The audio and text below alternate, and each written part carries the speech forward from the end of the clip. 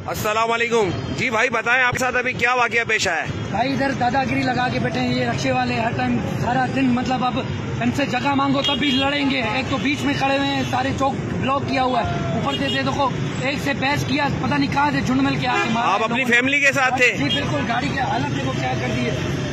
जनाब SSP traffic साहब, cantonment board Faisal और दीगर काउंसलर साहब जो हजरात इस जगह को देखते हैं, उनसे गुजारिश है कि ये देखें, एक फैमिली के साथ बंदा जा रहा था और उसको घेर के रिक्शा स्टैंड वालों ने, ये रिक्शा जो माफिया है, उन्होंने मार के उसकी गाड़ी का भी नुकसान किया है और इस बंदे की हालत देखिए, आपको क्या इसका हशर नशर कर दिया है। मैं चाहूंगा कि ये कोई पहला वाकया इस तरीके का नहीं पेश हुआ।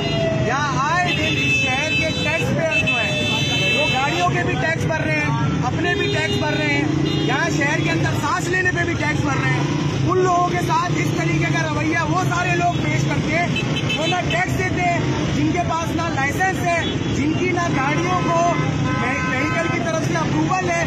टोटल लॉलेस किस्म का यहाँ पे माहौल बना दिया गया कराची शहर का। उसके बाद इस तरीके का ट्रीटमेंट किया जाता है और उसके नतीजे में होता क्या है, अभी ये साहब जाएंगे थाने के अंदर, एप्लीकेशन लिखी जाएगी और उस एप्लीकेशन के ऊपर कोई अमल दरामद नहीं होगा। गौर मोड़ के ऊपर डेली बेसिस पे इस तरीके के वाकयात पेश आ रहे हैं। इससे पहले गौर मोड़ के ब्रिज के ऊपर एक जवान बच्ची, वो बेचारी एक खड्डे की वजह से बाइक बैलेंस नहीं कर पाई और उसका इंतकाल हो गया, नीचे आ गई। इस तरीके के वाकयात का जिम्मेदार कौन है? हर वो बंदा जो एडमिनिस्ट्रेटिव पोस्ट के ऊपर बैठा हुआ है वो जिम्मेदार है, चाहे वो पुलिस, ट्रैफिक पुलिस हो, चाहे वो मुताल्लिका थाना हो, चाहे वो मुताल्लिका काउंसलर हो, चाहे कैंटोनमेंट बोर्ड फैसल का सीईओ हो।